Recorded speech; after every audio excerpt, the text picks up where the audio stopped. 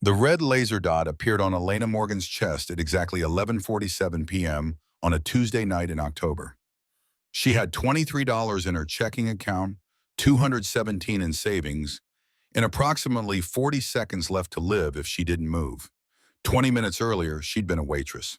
Nobody special, nobody important. Just another face serving overpriced food to people who never looked at her twice. Now she was a target. This is the story of how 6 words on a napkin changed everything. But first, we need to go back. Back to when Elena Morgan was still invisible. Back to the moment before her life split into before and after. Back 8 hours to when her alarm clock screamed at 4:30 in the morning and she woke up in an apartment that cost more than she could afford to a reality she couldn't escape.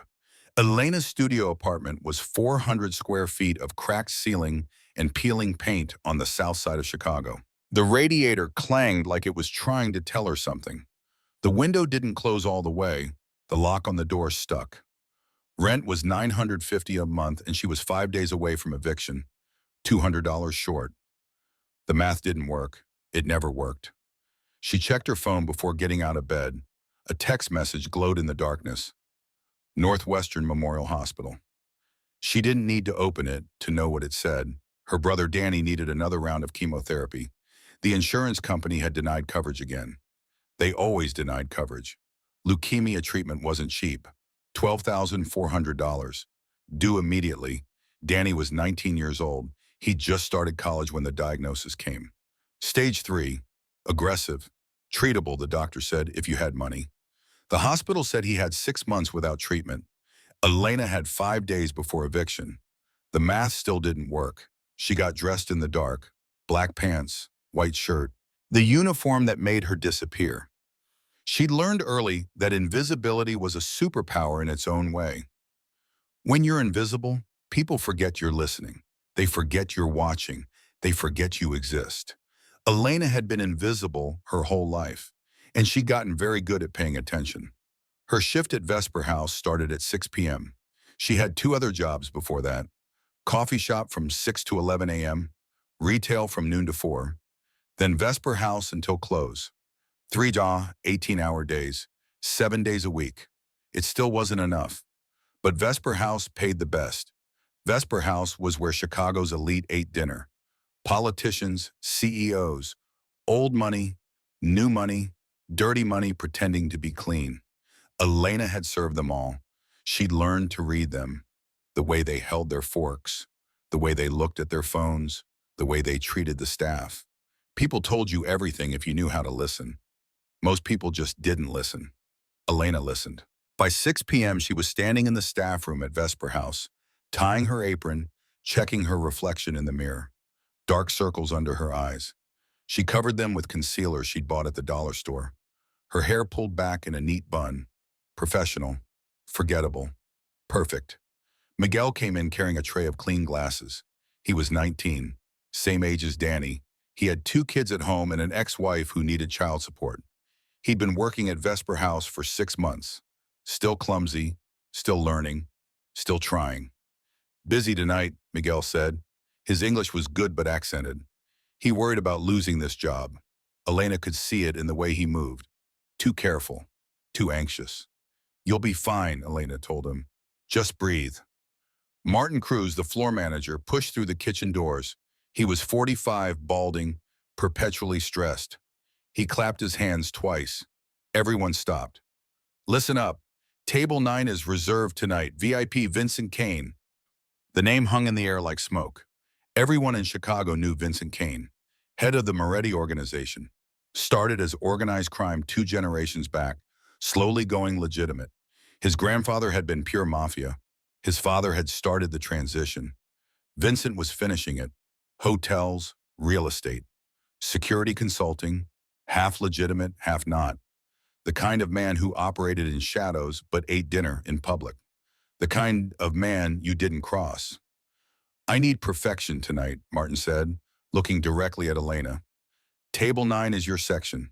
No mistakes. Elena nodded. She'd been working at Vesper House for 3 years. She knew how to be perfect.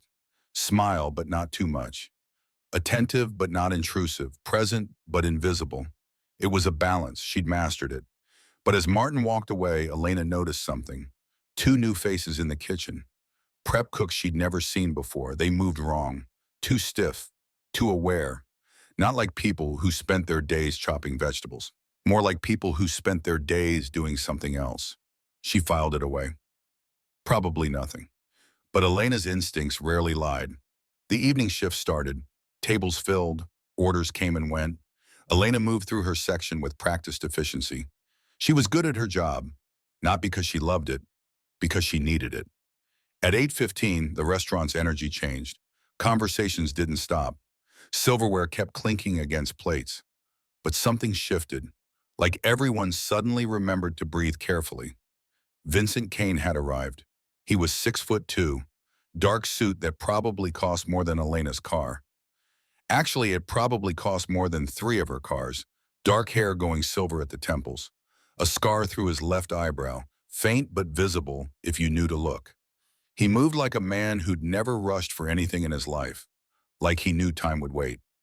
Behind him walked Marcus Chen, head of security, former Marine, you could tell from his posture. From the way his eyes swept the room. Every exit, every face, every potential threat. He positioned himself 2 tables away from where Vincent would sit, close enough to react, far enough to give the illusion of privacy. And with Vincent came Victoria Sterling, 29 years old, beautiful in the way that stopped conversations. Valentino dress, Harry Winston diamonds at her throat, dark hair falling in perfect waves. She smiled at Vincent like he'd personally hung every star in the sky. They'd been together for 3 years, according to the tabloids, engaged for the last 6 months. Chicago's power couple, perfect in every photograph. Elena showed them to table 9, the best table in the house, corner position. View of the entire restaurant, no one behind them, every approach visible. "Good evening, Mr. Kane, Ms. Sterling." Elena's voice came out steady, professional. She'd practiced this. Vincent's eyes met hers, dark brown, almost black. They saw everything, calculated everything, missed nothing. For just a second, Elena felt truly seen, not invisible at all. It was unsettling. "Evening." His voice was low, controlled, the kind of voice that didn't need volume to carry authority. Elena handed them menus. Her hands were steady. She'd learned to control the shaking. "Can I start you with something to drink?" "Macallan 25, Vincent said. "Neat." "Pellegrino," Victoria added. Her smile was perfect. Her voice was perfect. Everything about her was perfect. Too perfect, maybe. But Elena didn't say that. She just nodded. Right away. As she walked toward the bar, Elena's mind cataloged details. Vincent's security chief, Marcus, was relaxed. Too relaxed. He should be on edge with his boss in public. But he was checking his phone. Casual. Like this was any other Tuesday. The 2 new prep cooks were still in the kitchen. Watching. Waiting. 3 security cameras had been adjusted since her shift started, all pointing at table 9. A woman sat at the bar in a black business suit. She'd ordered a martini 30 minutes ago. Hadn't touched it. Earpiece barely visible when she turned her head. A man in the corner had been reading the same menu for 20 minutes. Never ordered, never left. Wrong. It was all wrong. Elena had worked here 3 years. She knew what normal looked like. This wasn't it. But she brought the drinks, set them down carefully. Vincent nodded his thanks. Didn't look at her. People rarely looked at the help. "Ready to order?" Elena asked. "Give us a few minutes," Vincent said. Elena retreated, but she watched, because something was happening. She could feel it in her bones, in the way the air felt too heavy, in the way Marcus checked his watch, in the way Victoria's smile never quite reached her eyes. 9:30, Elena took their order. Steak for Vincent, rare. Sea bass for Victoria. They spoke in low voices, comfortable, intimate. The kind of conversation that comes from years together. But Elena saw Victoria's hand on Vincent's arm. Possessive, loving. And she saw Victoria's eyes tracking the security cameras, the exits, Marcus, like someone running calculations. Elena had seen that look before, on customers checking their phones during dates, on businessmen meeting competitors, on people planning something. It was the look of someone executing a plan, 9:45. Elena brought their meals, set them down without a word, started to walk away. Miss? Vincent's voice stopped her. She turned. Yes, sir? The service tonight has been excellent. Thank you. Of course, sir. Most people never thank the waitress. Elena filed that away too. Vincent Kane noticed invisible people. That was either very good or very dangerous. She hadn't decided which. But as she walked away, she heard Victoria's voice. Quiet, meant only for Vincent. I need to powder my nose. Order dessert without me? Elena watched Victoria stand, smooth, graceful, walking toward the restrooms. And Elena needed to use the restroom too. Bad timing. But her shift was almost over, and she hadn't had a break in 6 hours. She followed Victoria, pushed through the door into the ladies' room. 3 stalls, marble counters, expensive soap. Elena went into the middle stall, closed the door, locked it. The bathroom door opened again. Victoria's heels clicked on tile. But she didn't go into a stall. She stopped at the sink, made a phone call. Elena froze. She should cough, make noise, let Victoria know someone else was here. That was the polite thing, the normal thing. Elena stayed silent. It's me, Victoria said. Her voice had changed. Not sweet anymore, not loving, cold, efficient, all business. Everything is in place, yes. The dinner on the 14th isn't a celebration, it's an execution. He walks in thinking I'm his future wife. He walks out in federal custody. If he walks out at all. Elena's blood turned to ice. The FBI doesn't know they're being used, Victoria continued. They think I'm a victim, a witness. By the time they realize who I really am, we'll own this city, my father and I. Silence. Victoria was listening to whoever was on the other end. Vincent's entire inner circle will be there. I made sure of it. Mass arrest, his lawyers, his accountants, his enforcers, everyone. And when the dust settles, the Romano syndicate takes everything he built. Romano, Elena knew that name too. Thomas Romano, Chicago's other crime family. The Morettis' rivals for 3 generations. Yes, father, I know. 3 years undercover. 3 years playing the devoted fiancée. It's finally paying off. Victoria hung up, washed her hands, checked her makeup in the mirror. Perfect again. Always perfect. Her heels clicked away. The bathroom door closed. Elena sat in the stall. Couldn't move. Couldn't breathe. Victoria Sterling wasn't Vincent Kane's fiancée. She was Thomas Romano's daughter. A sleeper agent. 3 years of lies. 3 years of manipulation. All leading to tonight. To a trap. Elena checked her phone. October 14th. That was tonight. Right now. Vincent Kane had no idea he was sitting in his own execution. Elena's hands shook. This wasn't her business. This wasn't her world. She was a waitress. Nobody. Invisible. She should finish her shift. Go home. Pretend she hadn't heard anything. But Danny's face flashed in her mind. 19 years old. Dying. Because the world didn't care about people like them. Because people with power made decisions and people like Elena just dealt with the consequences. She thought about Vincent Kane thanking her for the service. One of the only customers who'd ever looked at her like a person. She thought about Marcus Chen and the other people who worked for Vincent. Who'd be arrested tonight? Lives destroyed because Victoria Sterling is very good at lying.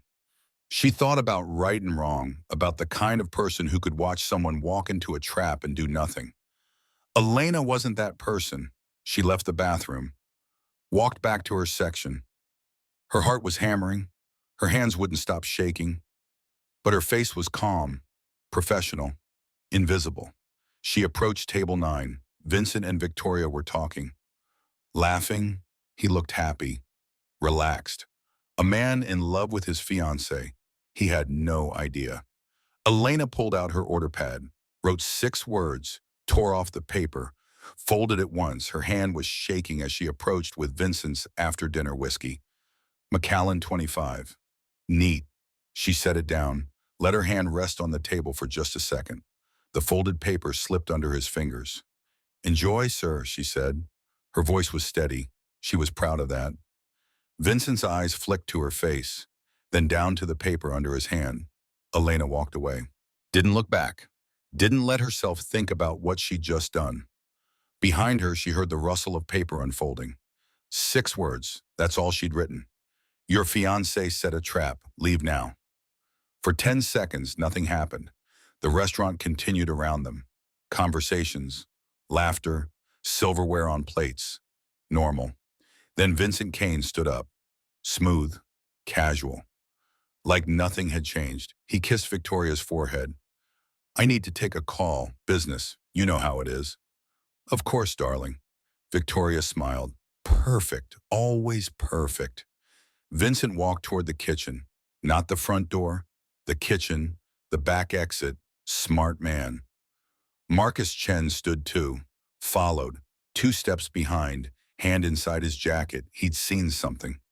Felt something. Going on alert. Victoria's smile never wavered. But her eyes tracked Vincent. Tracked Marcus. And when Vincent disappeared through the kitchen doors, something in her face changed. Just for a second. A crack in the perfect mask. Calculation. Fury. Recognition. She pulled out her phone, typed fast. Elena was clearing table 7. Watching, waiting. The front door burst open. 4 men. Suits. Badges on their belts. FBI. Nobody move. Federal agents. The restaurant erupted into chaos. Customers screaming, chairs scraping. Someone dropped a glass. It shattered. More agents poured in.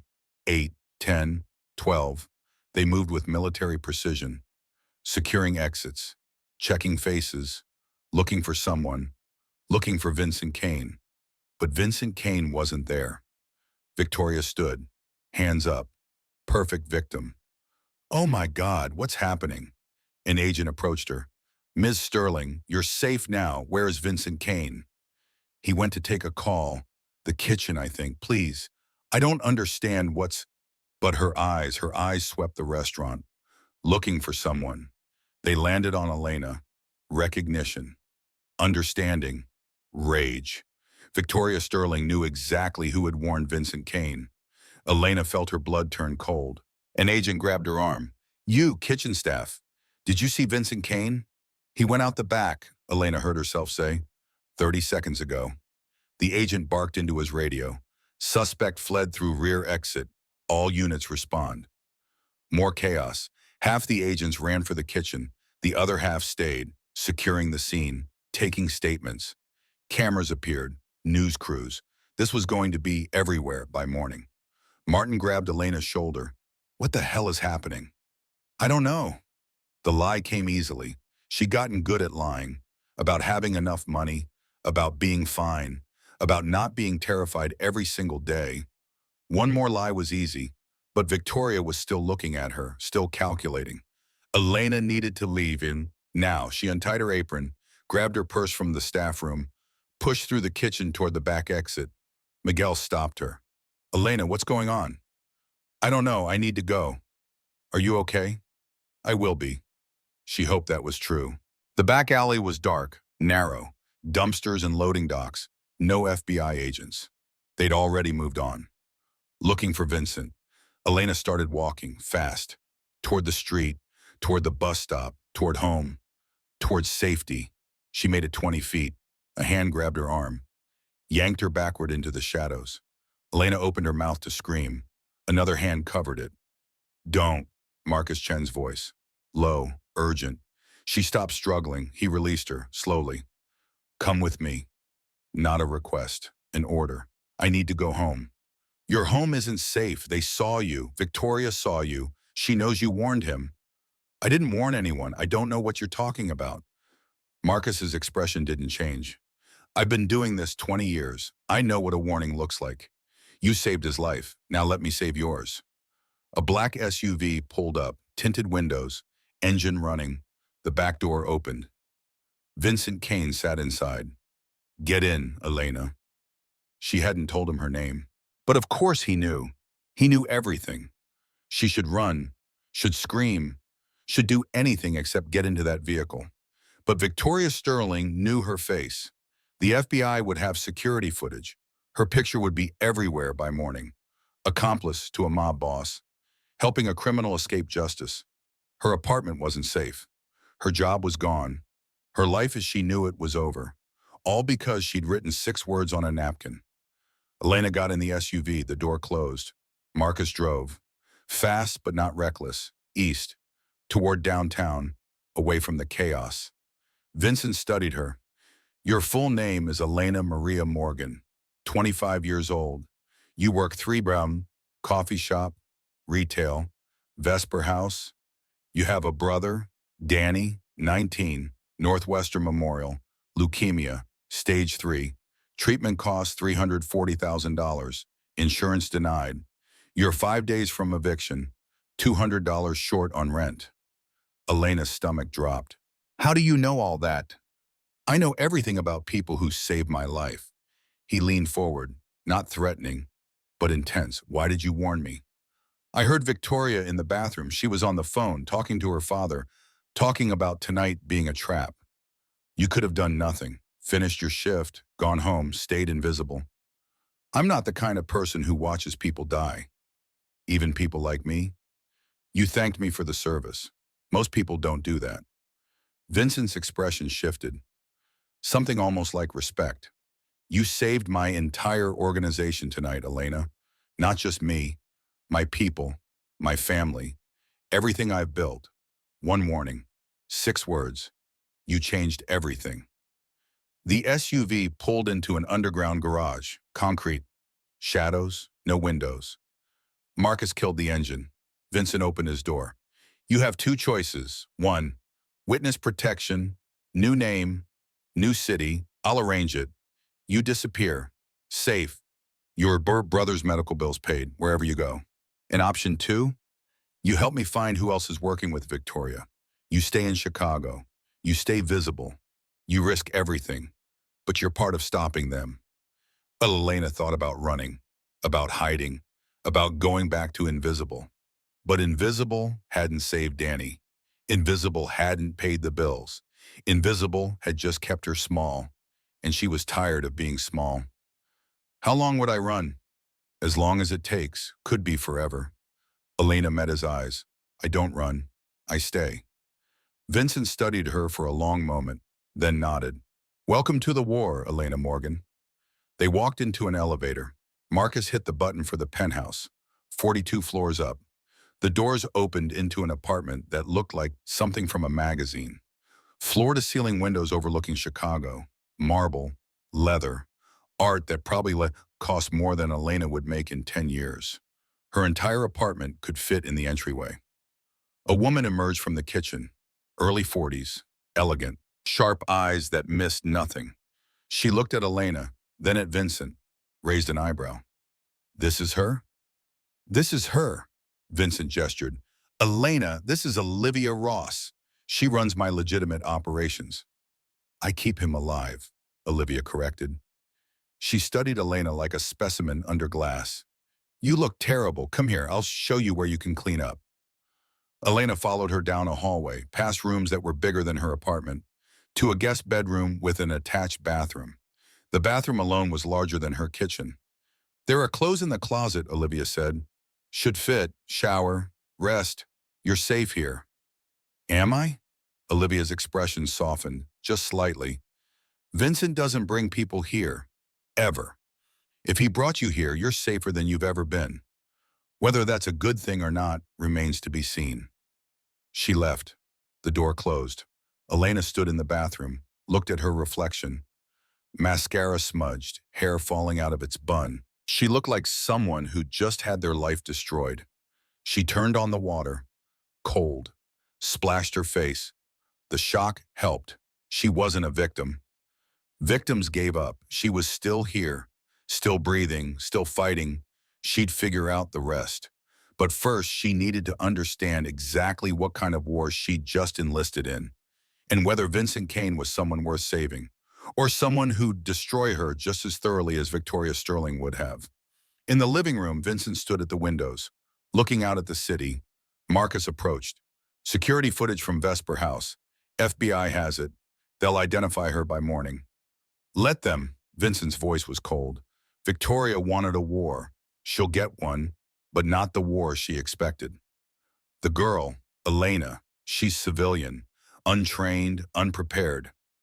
She walked into a trap meant for me and walked out alive. She noticed things my own security missed. She took a risk that could have gotten her killed. That's not unprepared. That's extraordinary.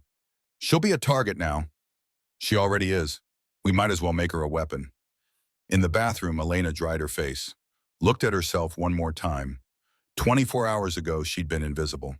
Tomorrow, her face would be on every news channel in Chicago. Accomplice, criminal, target. But tonight, for the first time in her life, she'd mattered. She'd changed something and saved someone, made a choice that rippled outward into consequences she couldn't predict. And terrifying as that was, it also felt like finally waking up. Elena Morgan had spent her whole life invisible. Maybe it was time to be seen, even if being seen might kill her. Elena woke to sunlight streaming through floor-to-ceiling windows and forgot, for exactly 3 seconds, where she was. Then memory crashed back. The bathroom, Victoria's phone call, 6 words on a napkin, the FBI raid, getting into Vincent Kane's SUV, her life ending and beginning in the same night. She sat up. He sat. The guest bedroom was larger than her entire apartment. California king bed, silk sheets, art on the walls that looked original. A clock on the nightstand read 6:47 a.m. She'd slept 4 hours. Not enough. Never enough. But her phone was buzzing. 23 missed calls, 46 text messages. She opened the news app. Her face stared back at her. Security footage from Vesper House. Grainy but clear enough. Elena Morgan, 25, waitress, wanted for questioning in connection with organized crime figure Vincent Kane's escape from federal custody.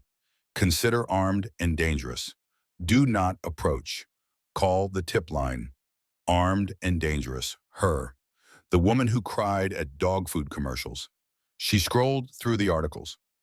Every major news outlet, CNN, Fox, local channels, all running the same story. Vincent Kane, alleged head of the Moretti organization, fled FBI raid with help from unnamed accomplice. Believed to be in hiding, federal manhunt underway. And Victoria Sterling. Oh, Victoria was everywhere. Press conference at 7 a.m. Elena clicked the video. Victoria stood at a podium, eyes red, makeup perfect even in distress. She wore white, intentional, innocent, victim. I thought I was in love. Victoria's voice broke at exactly the right moment.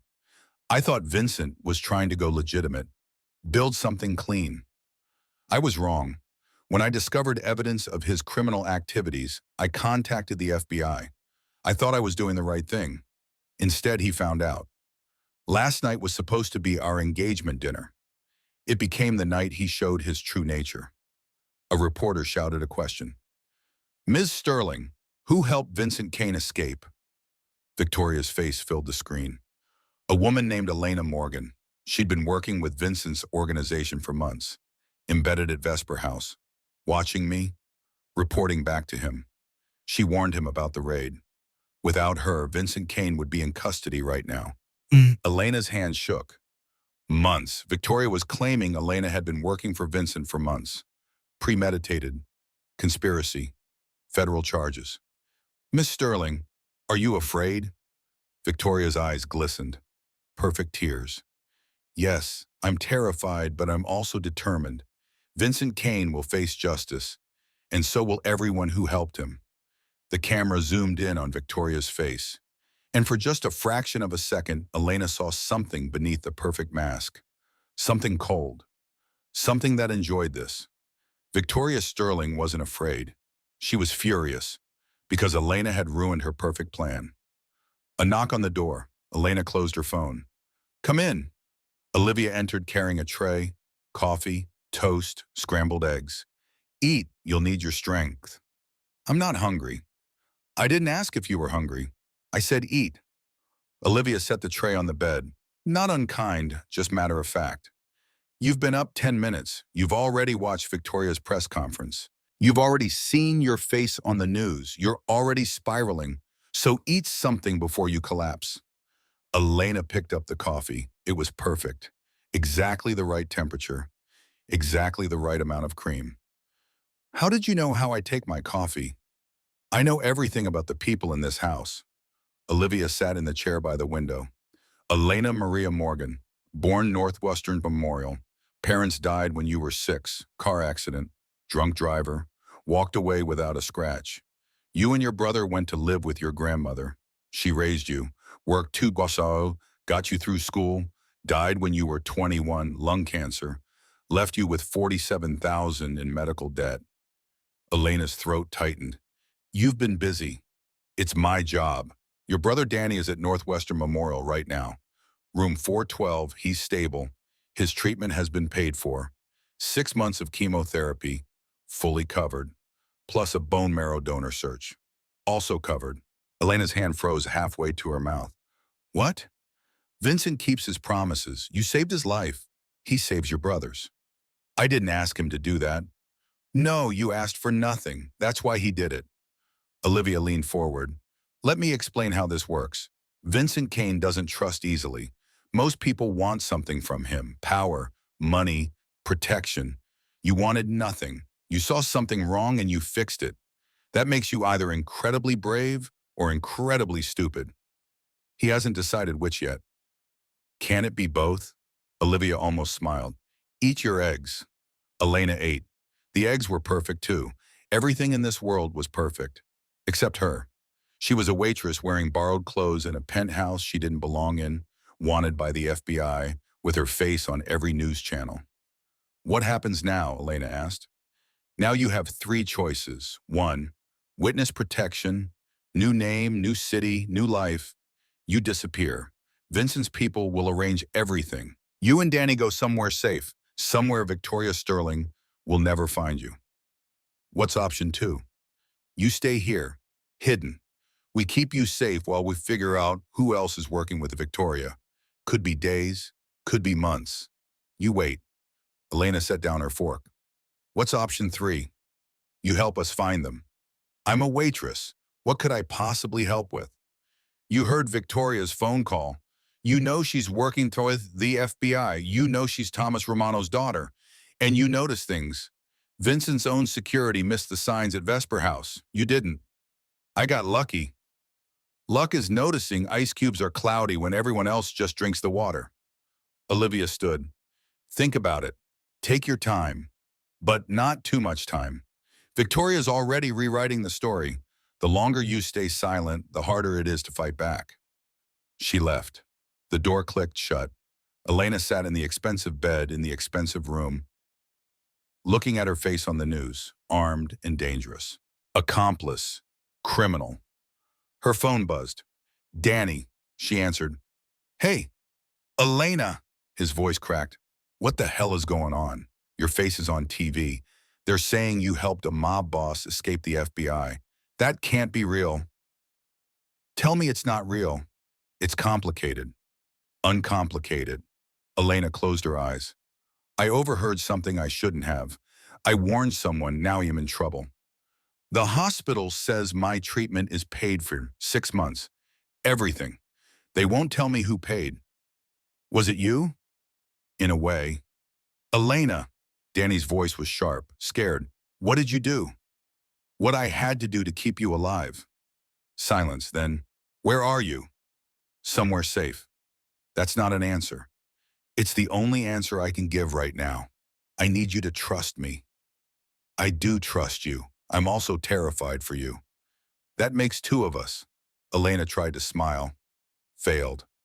Listen, don't talk to anyone. Not reporters, not police, not FBI, nobody. If anyone asks about me, you don't know anything. Can you do that? Are you in danger? The truth would terrify him. A lie would insult them both. I'm handling it. That's not an answer either. It's still the only one I've got. I love you. I'll call you when I can. She hung up before he could argue, before she could hear the fear in his voice and change her mind about everything. A shower, clean clothes from the closet, black jeans that fit perfectly, gray sweater, comfortable, expensive, not hers. She found Vincent in what looked like an office. Wall of windows, desk of dark wood, computer screens showing security feeds, news broadcasts, stock tickers. He stood studying a map of Chicago spread across a conference table, marking locations with red pins. Marcus Chen sat in a corner, cleaning a gun, methodical, practiced, not looking up. Vincent glanced at her. You slept. 4 hours. Better than nothing. He gestured to the map. These are Victoria's known associates. People she's been seen with in the last 3 years. Business contacts, social contacts, charity events. Elena approached the table, counted pins. 27 people. 27 that we know about. Could be more. Could be hundreds. Victoria spent 3 years building a network. We need to find who in that network knew what she was planning. You think there's another mole? I know there is. Victoria couldn't have set up last night alone. She needed someone inside my organization, someone feeding her information, someone I trust. Elena studied the map. The pins formed a pattern. North side, downtown, a few in the suburbs. Have you talked to all of them? Most. They all say the same thing. Victoria was charming, social, interested in legitimate business. None of them saw this coming. People see what they want to see. And what do you see? Elena looked at the map. Really looked. You have 27 pins, but only 5 locations appear more than once. She pointed. This address. Victoria visited 4 different people there. What is it?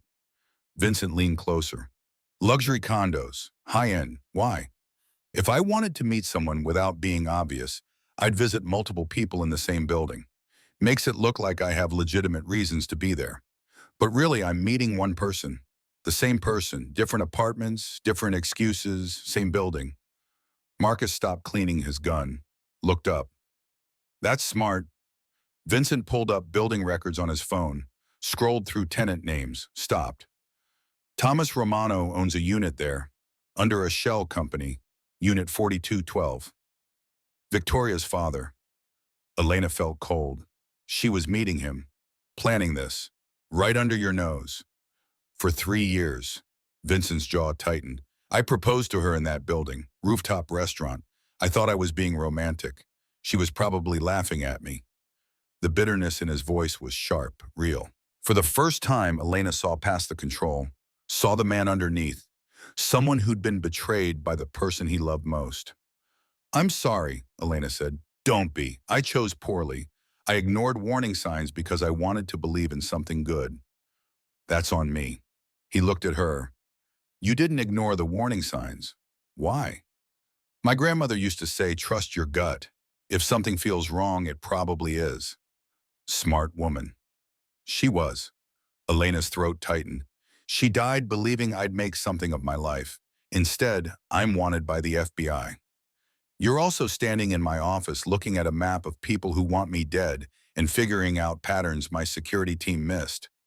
I'd say you're making something of yourself. I'm a waitress. You were a waitress. Now you're the woman who saved my life. That's a different job entirely. Marcus stood, holstered his gun. If Romano owns that unit, he's watching it. We can't just walk in. We don't need to walk in, Elena said. Both men looked at her. We need to know who else visits that building. If Victoria was meeting her father there, maybe she was meeting others too. Other people helping her. We track the visitors, find the pattern. Vincent smiled, actually smiled. Marcus, pull building security footage. Last 6 months. Cross-reference faces with known Romano associates. That's thousands of hours of footage. Then you'd better get started. Marcus left. Vincent turned back to the map. You're good at this. I'm good at watching people. It's what waitresses do. It's what intelligence operatives do too. The difference is training. Are you offering to train me? I'm offering to keep you alive long enough to matter. Training is part of that. Elena looked at the map, at her reflection in the windows, at the life she'd stumbled into. Your friend Olivia said I have 3 choices. Disappear, hide, or help. I'm choosing help. Why? Because hiding means Victoria wins. She destroys you, destroys your people, takes everything, and I didn't warn you just so she could win anyway. This isn't your fight. It became my fight the second I wrote that note. She made it personal when she put my face on the news. So yes, this is absolutely my fight now. Vincent studied her. Long moment. You understand what you're agreeing to. Victoria has resources. Her father has resources. The FBI thinks you're a criminal. Your face is everywhere. Your apartment isn't safe. Your job is gone. Your life as you knew it is over. I know. And you're staying anyway. I'm staying anyway. He nodded. Then we'd better make sure you survive it. The next 3 days were brutal. Marcus taught Elena the basics: how to move, how to watch, how to fight. Not to win, just to survive long enough to run. You're small, Marcus said on day one. That's an advantage. People underestimate small. Use it. He showed her pressure points: where to hit, where to run, how to break someone's grip, how to use everyday objects as weapons. Keys, pens, coffee cups, anything. Elena was terrible at it. She'd never hit anyone in her life. Every instinct told her to avoid violence, to de-escalate, to run. Running is fine, Marcus said. Running keeps you alive. But sometimes you can't run. Sometimes you have to hit first. Day 2, Elena could barely move. Every muscle screamed. Marcus had no sympathy. Again, I can't. You can, you just don't want to. What's the difference? The difference is you're still breathing, again. She went again, failed again, got up again. By day 3, she landed one solid hit. Broke Marcus's guard for half a second. He smiled. Better. I got lucky. The luck is just preparation meeting opportunity. You prepared, you got the opportunity, you took it. That's not luck. That's skill. While Elena trained, David Park worked on the building footage. Thousands of hours compressed into patterns. Faces matched to names. Names matched to organizations. Romano Syndicate. FBI agents. Politicians. Business owners. Victoria had been building a network for 3 years. Slowly. Carefully. Everyone had legitimate reasons to know her. Legitimate reasons to visit that building. But together the pattern was clear. She'd been planning this for years, long before she ever met Vincent. This was always the mission: infiltrate, gather intelligence, destroy. And she'd almost succeeded. By the 4th morning, Elena could move without wincing. Barely. She found Vincent in the office again. More maps, more pins, more surveillance photos. We have a problem, he said without preamble. Just one? The FBI is expanding their search. They're looking at your brother, your friends, anyone you've ever talked to. They think you'll reach out. I called Danny once, told him not to talk to anyone. They're monitoring his phone now, in his room, 2 agents, rotating shifts. Elena felt sick. They're using him as bait. Yes. Can we move him? Not without making it worse. Right now he's a sick kid. We move him, he becomes a co-conspirator. So we do nothing. We protect him from here. We have people watching the hospital. If anyone tries anything, we'll know. That's not enough. It's all we can do right now. Vincent's voice softened. I know that's not what you want to hear. Lena turned to the window, looked out at Chicago. Somewhere out there, Danny was in a hospital bed, scared, confused, being used as bait to catch his sister. Victoria's good at this, Elena said, making people suffer to get what she wants. She learned from the best. Her father has been doing this for 40 years. Have you met him? Thomas Romano? Once, 10 years ago. Peace summit between families. Neutral ground. He's old school, believes in honor, tradition, respect. At least that's what he says. What he does is different. Does he know what his daughter is doing? I don't think so.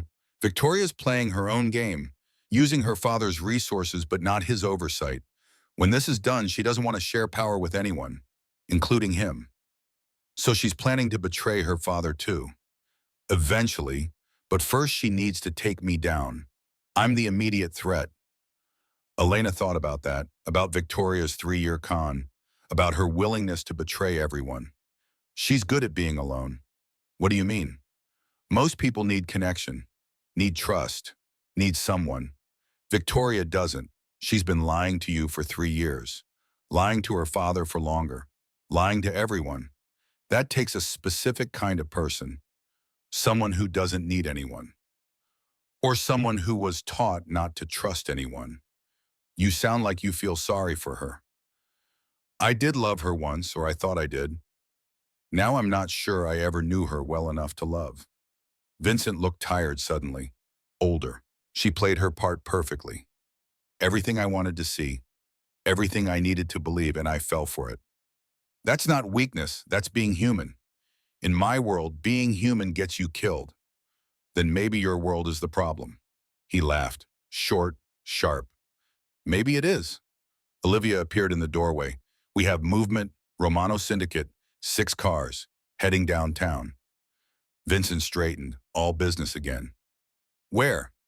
Toward the financial district. Could be legitimate business. Could be something else. Track them. I want to know everywhere they stop, everyone they meet. Olivia nodded, left. Vincent turned to Elena. You should stay here, where it's safe. I didn't choose to help just to sit in a penthouse while you do the actual work. You've been training for 4 days. That doesn't make you ready for this. I notice things other people miss. That's what you said. So let me notice. If something happens, if shooting starts, you run. You don't fight. You don't try to help. You run. Understood? Understood. 20 minutes later, Elena was in the back of an SUV with Vincent and Marcus, following at a distance. David tracked the Romano vehicles through traffic cameras, feeding updates through their earpieces. 6 cars just split up. David's voice crackled. 3 heading east, 3 heading north. Follow the northern group, Vincent said. Marcus changed lanes, smooth, professional, not obvious. The Romano vehicles stopped at a construction site. North side, commercial development, legitimate business on the surface. But Elena watched through binoculars, counted men getting out of cars. 12. Too many for a simple business meeting. They're securing the perimeter, Marcus observed. That's not business. That's a meet, something important. A black Mercedes pulled up, different from the Romano vehicles. Expensive, diplomatic plates. A woman got out, Victoria Sterling. Elena's hands tightened on the binoculars. She's here. Interesting, Vincent murmured. Victoria meeting with her father's people, but not at Romano headquarters. Why here? Elena watched Victoria disappear into the construction site. Watch the guards position themselves. Watch the pattern. Because they don't want Romano to know. This is Victoria's meeting, not his. She's cutting her father out. Vincent pulled out his phone.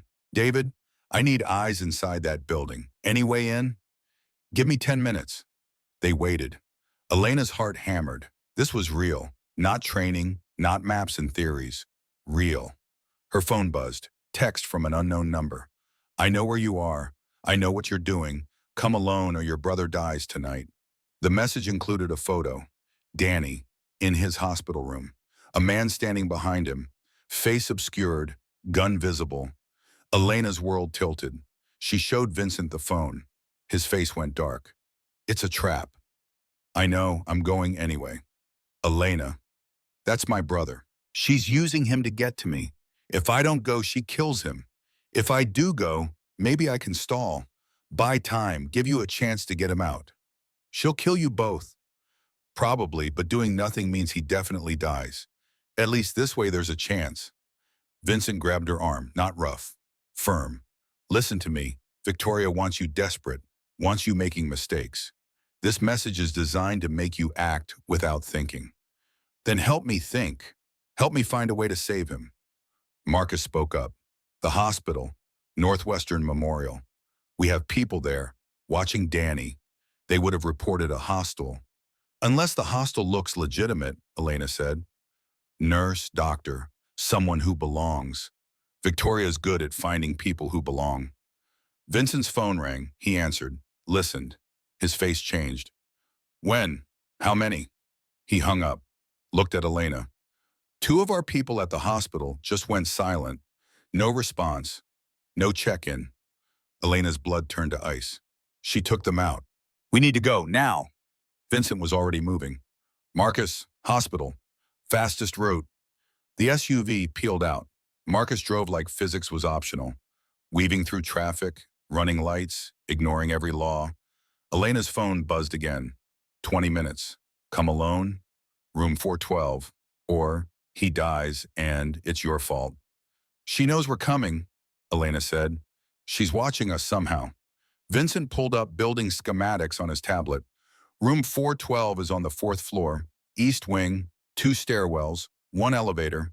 She'll have the obvious routes covered. What's the non-obvious route? Service elevator, kitchen access, comes up through the basement. Security doesn't monitor it closely. Then that's how I go in. We go in, together.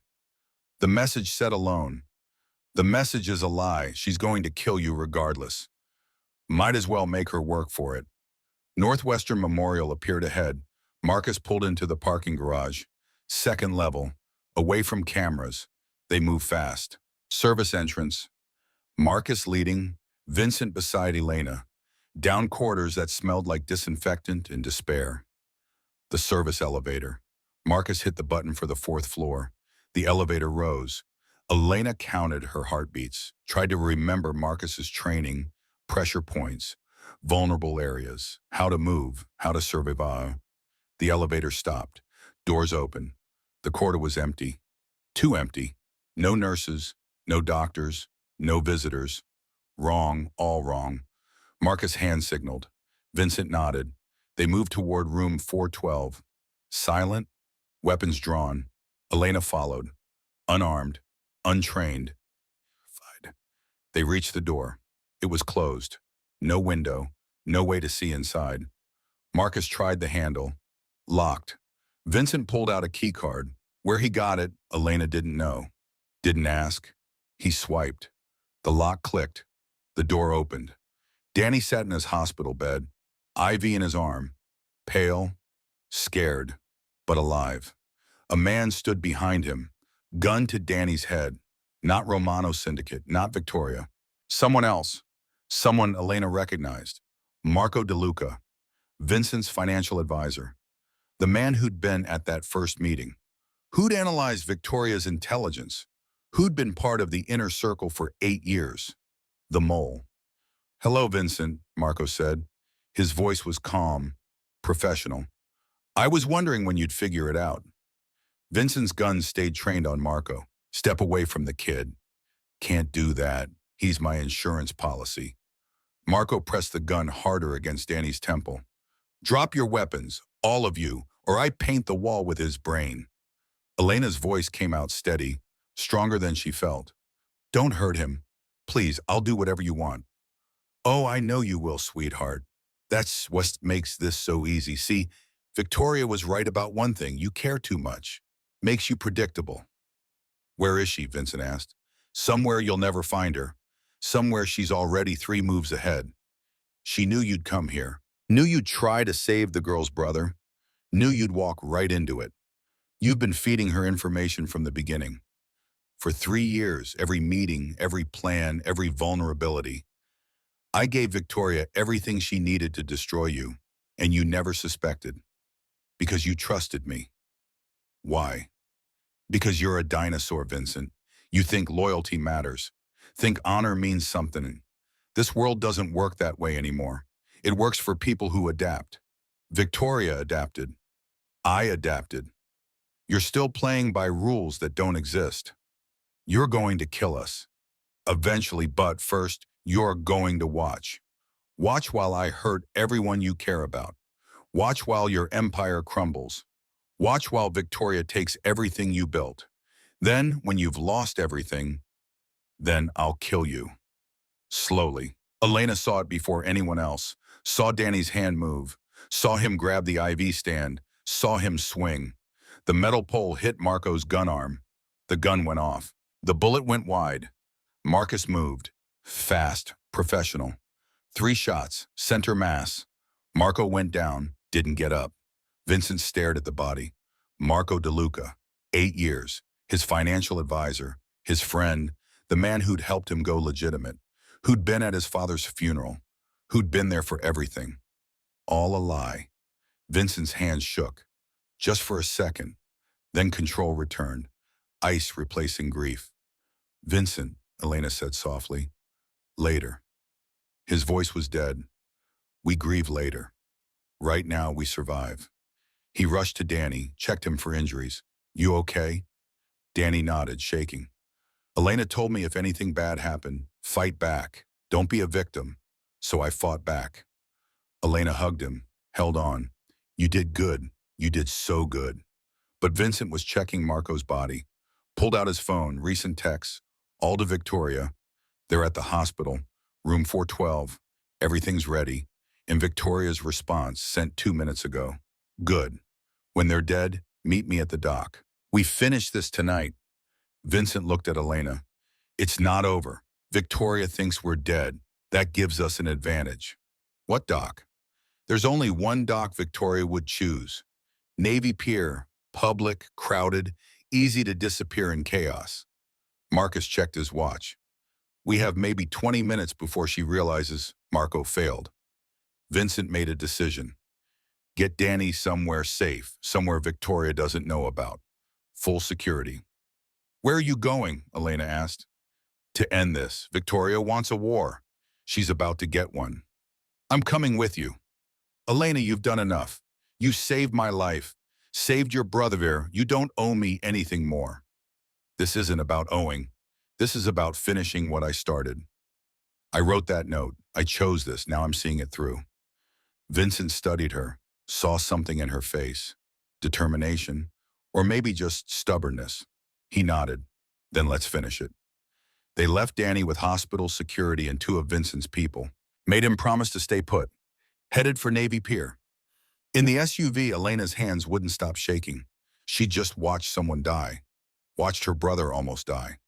Watched Marco DeLuca, who'd seemed so professional and trustworthy, reveal himself as something else entirely.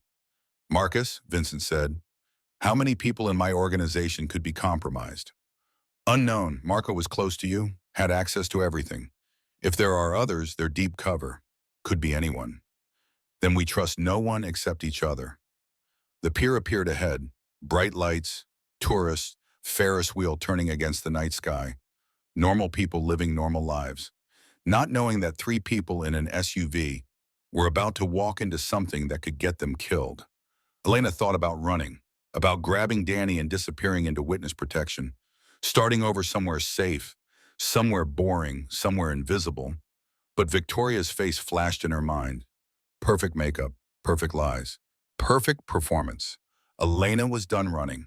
She was done being invisible. Whatever happened next, she was seeing it through, even if seeing it through killed her. Navy Pier stretched into Lake Michigan like a promise or a threat, depending on which side of the gun you were on. Elena had been here once before, 10 years ago, with her grandmother. They'd ridden the Ferris wheel and eaten overpriced ice cream and watched the sun set over the water. It had been one of the good days, one of the days before cancer, before medical bills, before everything got hard.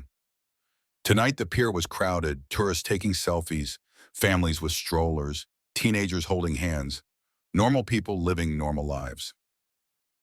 They had no idea that somewhere among them, a woman who'd spent 3 years becoming someone else was planning the final move in a game that had already cost lives.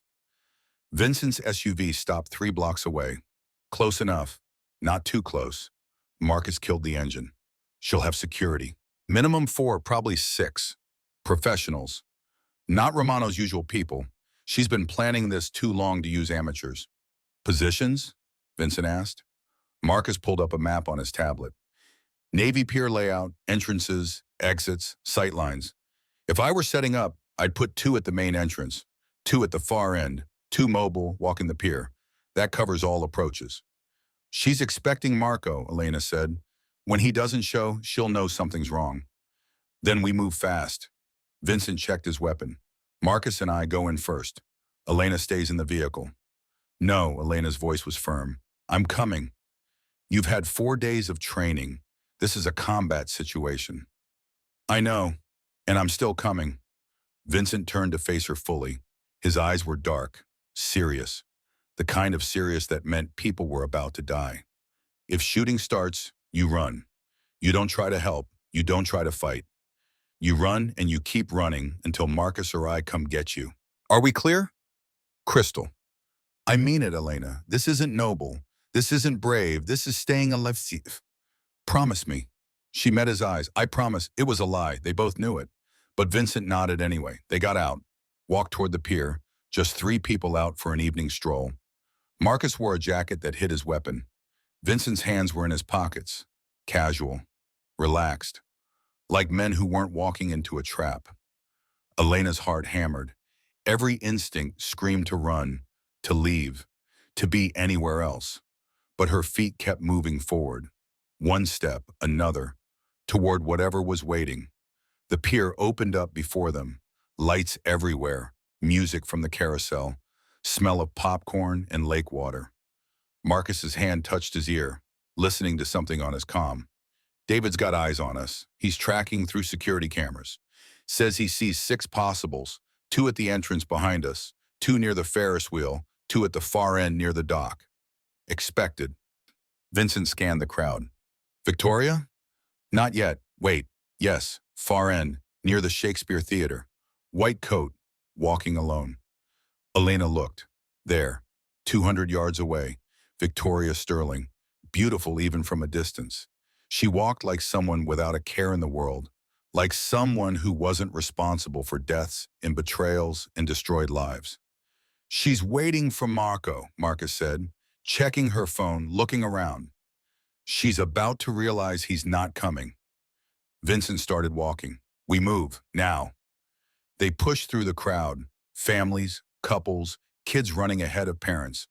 All of them obstacles, all of them potential casualties if this went wrong. Elena noticed the security first. 2 men near the Ferris wheel. Wrong body language. Too alert. Too aware. Earpieces barely visible. They were scanning the crowd, looking for threats. One of them locked eyes with Elena.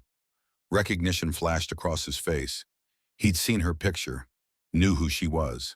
He reached for his weapon. Contact. Marcus shoved Elena behind a food cart, drew his own gun. The pier exploded into chaos. Screaming, people running, parents grabbing children, tourists diving for cover. The first security guard fired. Bullets sparked off metal railing. Marcus returned fire. 2 shots, clean, professional. The guard went down. The second guard was already moving. Using civilians as cover, couldn't get a clean shot without hitting innocents. Vincent grabbed Elena's arm. Move! Stay low!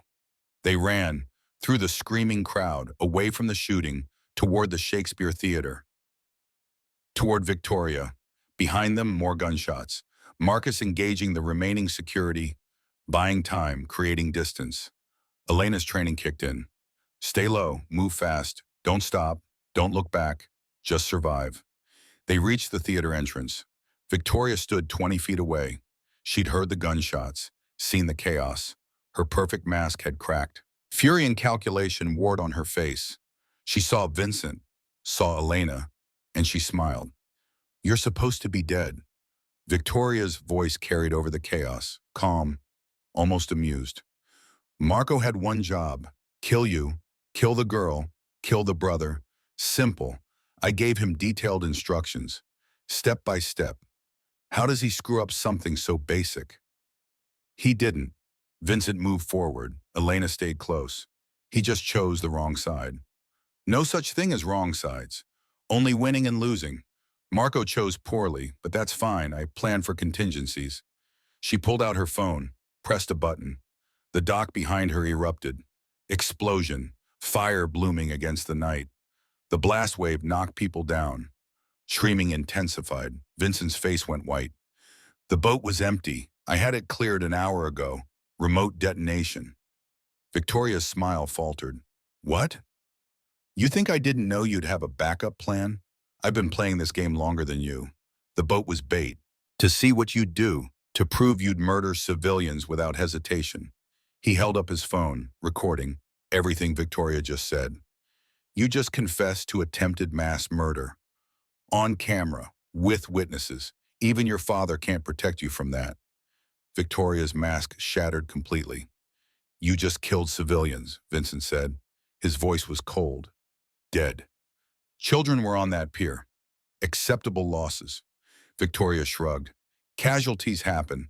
They'll blame it on terrorism, faulty gas line. Whatever story fits the narrative. In 3 days, no one will remember their names, but they'll remember mine. Brave Victoria Sterling, survivor of another attempted attack by the dangerous Vincent Kane. Elena felt sick. This woman had spent 3 years playing the devoted fiancée. 3 years sleeping next to Vincent. 3 years pretending to be human. And underneath was this. Something that calculated human lives like chess pieces. Your father will know, Elena said. Thomas Romano will figure out what you've done. My father is a sentimental old man clinging to outdated codes. Honor, respect, loyalty, useless concepts in a modern world. When I take over, I'm cleaning house. Starting with him. You're planning to kill your own father. I'm planning to do what he was too weak to do. Eliminate competition, take territory, rule without mercy. He had chances to crush Vincent, chances to own this city. He was too busy playing by rules that don't exist anymore. Vincent moved closer. Elena mirrored him, flanking, like Marcus had taught. Create angles, divide attention. Where's the real evidence? Vincent asked. Everything you collected on me, the recordings, the financial records, all of it. Where? Victoria's smile widened. You think I'd tell you? It's safe, distributed, multiple copies, multiple locations. Even if you kill me tonight, it all goes public. Every crime, every deal, every body. You lose either way. Then why are we still talking? Because I want you to know, want you to understand how completely you've lost. 3 years, Vincent. 3 years I shared your bed, learned your secrets, became the woman you needed, and you never suspected. Not once. That's how good I am. That's how weak you are. You're right, Vincent said quietly. I didn't suspect.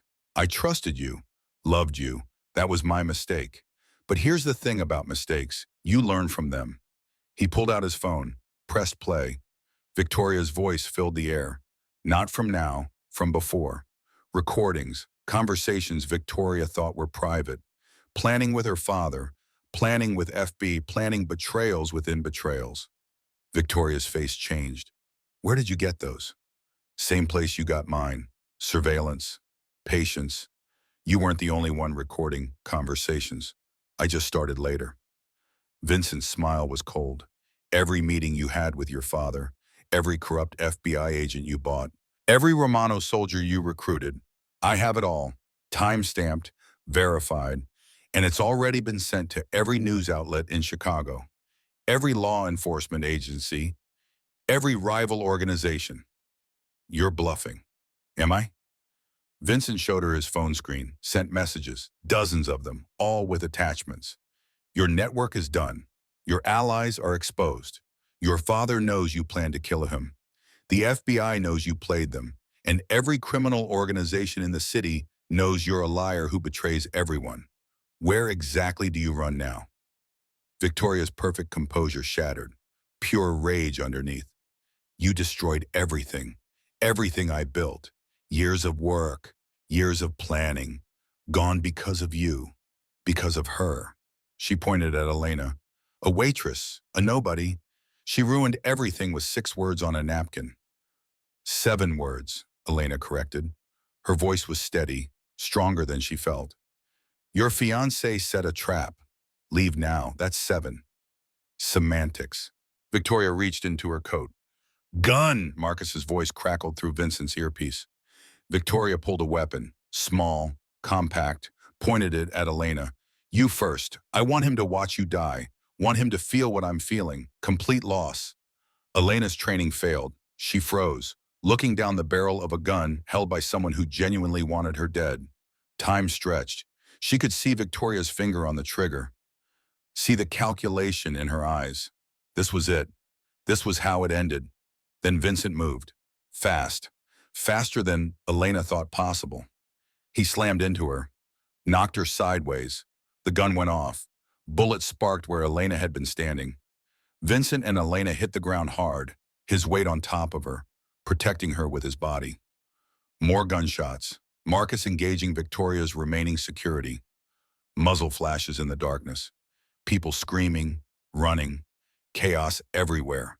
Victoria ran toward the parking lot, away from the shooting, away from everything collapsing around her. Vincent pulled Elena to her feet. You okay? Yes, go. Don't let her escape. Stay here, stay down. Marcus will protect you. Vincent, be careful. He looked at her, really looked, like he was memorizing her face. If I don't come back, David knows where all the evidence is. He'll make sure you and Danny are safe, protected, set up somewhere far from here. You're coming back. Probably, but just in case. He ran after Victoria. Elena crouched behind cover. Concrete planter, cold against her back. She could hear Marcus somewhere to her right, still engaging security, still buying time. She should stay, should follow orders, should let the professionals handle it. But she'd spent her whole life following orders, being invisible, playing it safe. She was done with safe. Elena ran after Vincent. The parking lot was darker, fewer lights, fewer people. She could see Vincent ahead, chasing Victoria between cars. Victoria was fast, desperate, running like her life depended on it. Because it did. Elena's lungs burned. She wasn't trained for this, wasn't prepared. But she kept running anyway. Victoria reached a black Mercedes, fumbled with keys, dropped them, picked them up. Vincent caught up, grabbed her arm and spun her around. Victoria swung the gun. Vincent blocked. They struggled, professional against desperate, training against survival instinct. The gun went off. Vincent stumbled, grabbed his side, blood between his fingers. "No!" Elena screamed. Victoria kicked him. Vincent went down. Victoria stood over him, gun pointed at his head. "I offered you mercy, offered you a clean death. You chose this." Elena didn't think, didn't plan, just acted. She grabbed a loose brick from a decorative wall, ran forward, swung, connected with Victoria's arm. The gun flew, skittered under a car. Victoria turned, saw Elena. "You're dead. Get in line." They fought, if you could call it that.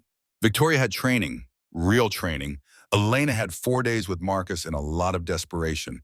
Victoria's fist connected with Elena's face. Pain exploded. Elena stumbled back, tasted blood. Victoria advanced. 3 years I planned this. 3 years, and you, a waitress. You destroyed it all. Good, Elena spit blood. You deserved it. Victoria lunged. Elena remembered Marcus's training. Sidestep. Use momentum. She grabbed Victoria's arm, used her own weight against her. Victoria stumbled, fell. Elena ran to Vincent. He was conscious, bleeding, pressing his hand to his side. "Told you to stay back. I don't follow orders well." Noticed that. He tried to smile. Failed. Gun. Under the car. Get it. Elena dropped to her knees, reached under the Mercedes. Her fingers found metal. Cold. Heavy. She pulled out the gun. She'd never held a gun before. It was heavier than she expected. More real. This thing could end lives. Had ended lives, was about to end another. Victoria got to her feet, saw the gun in Elena's hands. "You won't shoot. You're not a killer. You're a waitress who got lucky, who stumbled into something too big for her. You don't have what it takes." Elena raised the gun, pointed it at Victoria. Her hands shook. "You're right. I'm not a killer. I'm a waitress. I'm nobody special. I'm just someone who couldn't watch people die and do nothing about it." Then put down the gun. "I don't think I will." Elena's voice steadied. "You spent 3 years becoming someone else, erasing who you were, lying to everyone. You're good at it, really good. But here's the thing, you forgot something important." "What's that?" "Nobody believes someone who lies about everything. Your father doesn't trust you. The FBI knows you played them. Romano's people know you plan to betray him. You have no allies left, no one to run to, no one to protect you. You made yourself completely alone. I don't need anyone. That's not strength. That's just Seb." Elena lowered the gun slightly. "You could have chosen different. Could have built something real. With real people. Real trust. Instead, you chose this. And now you have nothing." Victoria's face twisted. "I have enough to destroy you, all of you. Even if I die tonight, the evidence I collected goes public. Vincent loses everything. His organization, his legitimate businesses, his freedom. You think you won? You just traded his life for mine." "No," Vincent said from the ground. His voice was weak but clear. "She didn't." He held up his phone, screen showing a website. Breaking news. Federal investigation into Thomas Romano's organization. Evidence of corruption within FBI. Anonymous tip leads with dozens of arrests. Photos scrolling. Romano's soldiers in handcuffs. Corrupt agents being led away. Thomas Romano himself looking old and broken on courthouse steps. Your evidence. You thought it was distributed, hidden, safe, but you made one mistake. You trusted Marco. And Marco gave me the encryption keys before he died. David's been replacing your files for weeks. Every backup, every location. You just never checked because you thought you were untouchable. Victoria's face went white. That's impossible. You're good, Victoria. But David's better. He's been covering my tracks for 10 years. Erasing, replacing, making problems disappear. Your evidence disappeared. Mine took its place. No, I had backups, multiple locations, multiple copies. Had, past tense. They're gone now, every single one. And what's left points directly at you and your father. Congratulations, you played everyone, and in the end, you played yourself. Victoria looked at the gun in Elena's hands, at Vincent bleeding on the ground, at the sirens approaching in the distance. Police, ambulance, FBI, coming for her. I could run, Victoria said. Where? Elena asked. Your father wants you dead. The FBI wants you arrested. Vincent's organization wants revenge. Whereabouts you want to run where someone isn't looking for you? Then I might as well take you with me. Victoria lunged, not at Elena, at Vincent, going for his throat, pure rage, pure desperation. Elena moved, the gun in her hands, finger on the trigger. 4 days of training, 4 days of Marcus telling her that sometimes you can't run, sometimes you have to shoot. She fired. The sound was deafening. The recoil nearly broke her wrist. The bullet went wide, hit Victoria in the shoulder, not fatal, not even close, but it stopped her. Victoria stumbled, grabbed her shoulder, blood seeped through her fingers. She looked at Elena with something like surprise. You shot me. You were going to kill him. I was going to kill everyone. That was the plan. Kill everyone who got in my way. But you stopped me with a note, with 6 stupid words. Who does that? Who throws away their entire life for a stranger? Someone who couldn't live with themselves if they didn't. Police cars screeched into the parking lot. Lights everywhere, officers pouring out, weapons drawn, shouting commands. Down on the ground, hands where we can see them. Elena dropped the gun, raised her hands. Vincent did the same. Even injured, even bleeding. Training took over. Victoria didn't move, just stood there.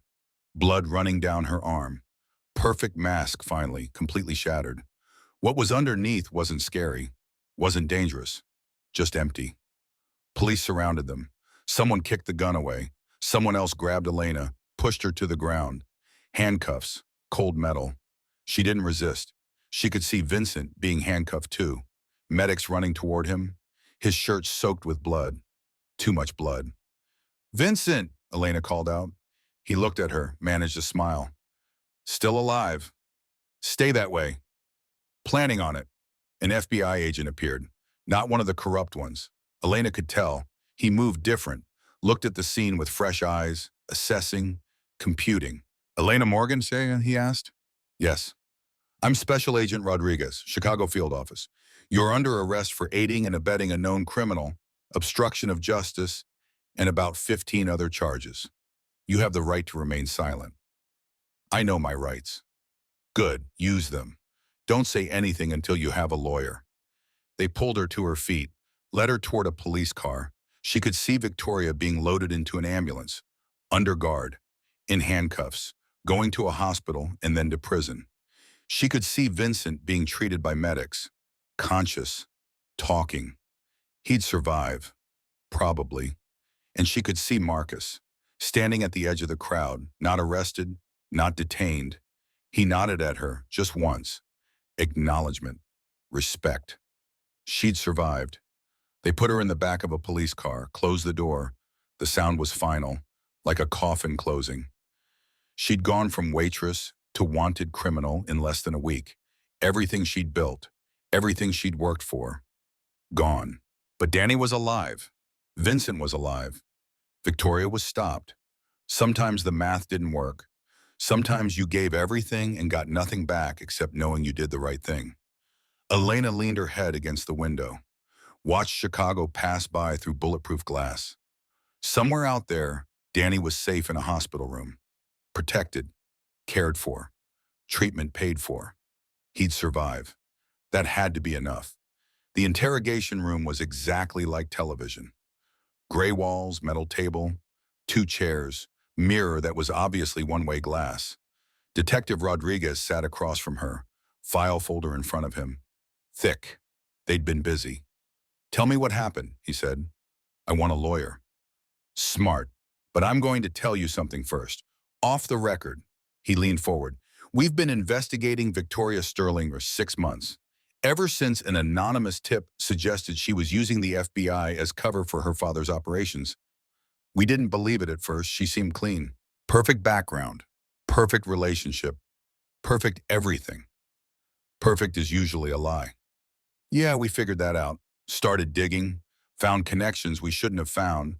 Money moving wrong, information flowing wrong. But we couldn't prove anything. Until tonight." He opened the folder, spread out photos, Vincent's recordings, Victoria's network, everything. "Someone sent us these 3 hours ago. Complete evidence of Victoria Sterling's real identity. Isabella Romano, her network, her plans, her betrayals, including betraying us. 12 FBI agents are being arrested as we speak, corrupt, bought, playing both sides." "Good. The question is who sent it and why now, and what connection you have to Vincent Kane. Like I said, I want a lawyer." Rodriguez smiled. "You're smart, smarter than you look. Here's what I think happened. I think you overheard something. Warned Kane, saved his life, got pulled into something way over your head. And tonight you were trying to survive. That's not a crime, that's self-defense. Is it? Depends on who's telling the story. Victoria Sterling will say you're a criminal, part of Kane's organization. Helped him escape, helped him destroy evidence. Federal prosecutor will believe her because she's beautiful and well-connected, and you're nobody." "I am nobody." Or, Rodriguez leaned back, "you could be a confidential informant, someone who infiltrated Kane's organization at our request, gathered evidence, helped us take down a corrupt network inside the Bureau. That story makes you a hero." Elena studied him. "Which story is true?" "Whichever one serves justice. Victoria Sterling destroyed lives, corrupted federal agents, planned to murder her own father. She goes to prison for a very long time. Thomas Romano's organization is dismantled. 12 corrupt agents are prosecuted. That's justice. And Vincent Kane? Vincent Kane." Rodriguez pulled out another photo. Vincent being loaded into an ambulance. He's a complicated case. 50% of his business is legitimate. The other 50 is gray area. Hard to prosecute, harder to convict. And honestly, with Victoria Sterling's betrayal, with the corruption she exposed, with the Romano syndicate falling apart, Chicago's criminal landscape is about to get very unstable. Lot of players making moves, lot of potential violence. You want him to keep control. I want stability. Kane's trying to go legitimate, actually trying. Half his organization is already clean. Give him another 5 years, he's just a businessman with a sketchy past. Or we arrest him now. His organization fractures. 20 smaller groups fight for territory. Bodies pile up, civilians get hurt. Lesser of two evils. Welcome to real-world law enforcement. So here's my offer. You sign an agreement. Confidential informant. Helped us infiltrate Kane's organization. Helped us gather evidence on Victoria Sterling and the Romano syndicate. In exchange, all charges dropped. You walk free. Your brother stays protected. You get your life back. What's the catch? You disappear.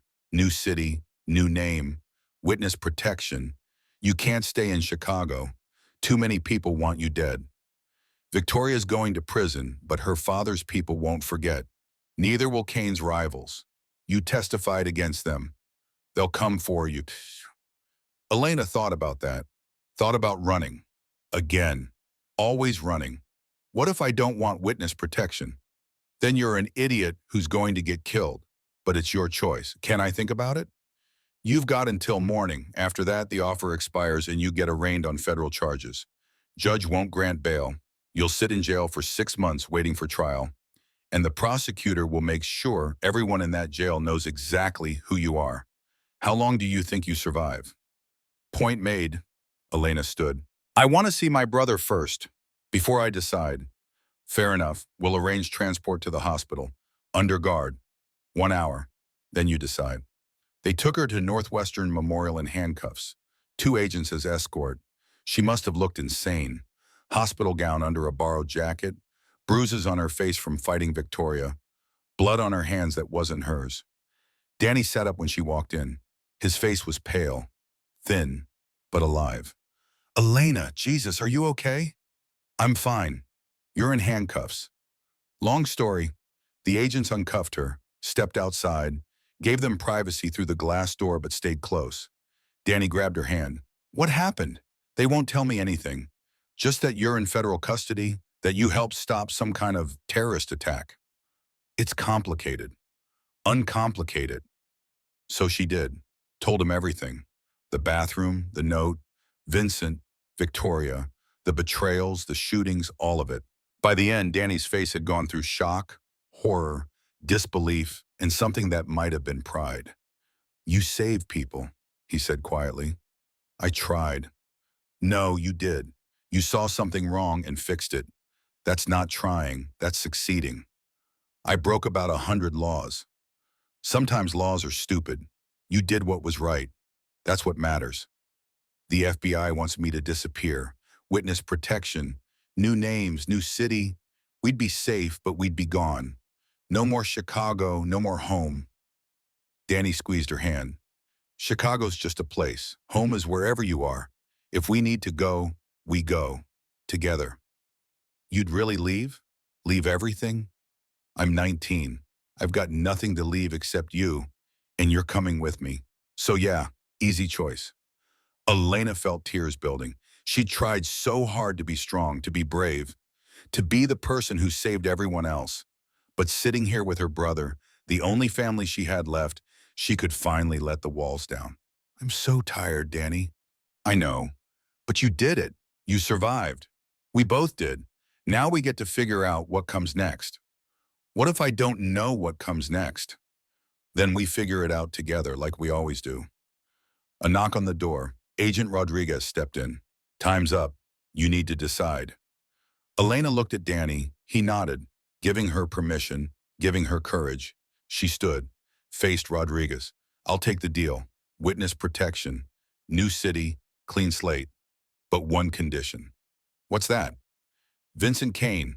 Whatever deal you're making with him, make sure he actually goes legitimate. No more gray areas, no more criminal ties. 5 years from now, I want to read about him in the business section, not the crime section. I can't guarantee that. Then no deal. Rodriguez studied her. You care about him. He kept his word, protected my brother, paid for treatment he didn't have to pay for. He's trying to be better. I'm just making sure he succeeds. Fine, I'll make it part of his arrangement. But that's between him and the Bureau. You don't get to see him again. Don't get to know where he is or what he's doing. You disappear completely. Understood? Understood. They processed her out that night. New identity, Sarah Mitchell, 26, from Indiana, moving to Portland. Recent college graduate, clean background, clean history. Someone who'd never waited tables in Chicago, never warned a mafia boss, never shot someone in a parking lot. Danny became Daniel Mitchell, her brother, also from Indiana. Medical records transferred. Treatment continuing in Portland under new doctors. By morning, Elena Morgan no longer existed, 6 months later. Sarah Mitchell worked at a bookstore in downtown Portland. Indie place, cozy, sold coffee and used paperbacks. The owner was nice, the customers were quiet. Nobody asked questions. Nobody looked at her twice. She was invisible again. But different this time. Better. Danny was in remission, healthy, gaining weight. Taking classes at Portland State, studying business, talking about the future like it was real. They lived in a small apartment, 2 bedrooms, nothing fancy, but it was theirs, paid for with honest work, no debt, no fear, no looking over their shoulders. Sometimes Elena thought about Chicago, about Vesper House, about Vincent Kane and whether he'd kept his word, whether he'd gone legitimate, whether he was still alive. She'd never know. That was part of the deal. But sometimes late at night she'd search the news, Chicago business section, and she'd see mentions, Kane Properties, Kane Security Consulting, legitimate businesses expanding, growing, no criminal connections mentioned, no investigations, no arrests. He'd kept his word, just like she knew he would. One Tuesday evening, 6 months and 3 days after leaving Chicago, Elena was closing the bookstore, counting the register, preparing the deposit. Normal routine. The door opened. Bell chimed. She looked up to say they were closed. Vincent Kane stood in the doorway. He looked different, lighter somehow. Gray suit, no bodyguards, no Marcus, just him, alone. "We're closed," Elena said automatically. Then her brain caught up. "How did you find me?" "I own a security company. Finding people is what we do." He stepped inside, closed the door behind him. "You're not supposed to be here." "Neither are you. Witness protection. No contact. That was the deal." "I know, I'm breaking it." He moved closer. "I had to know you were okay." "I'm okay, you can see that. Now you should go before someone notices." "Already noticed. Rodriguez knows I'm here." He allowed it, one time, 10 minutes. "Then I leave and never come back." "Wait, kind." "Because I never said thank you, not properly. You saved my life, risked everything, asked for nothing in return. That's rare. That's—" He paused, searching for words. "That's extraordinary. I did what anyone would do." "No, you did what almost no one would do.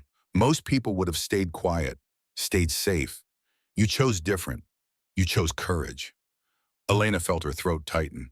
"How's Chicago?" "Quieter. Victoria Sterling is serving 25 years. Federal prison, no parole. Her father died 3 months ago.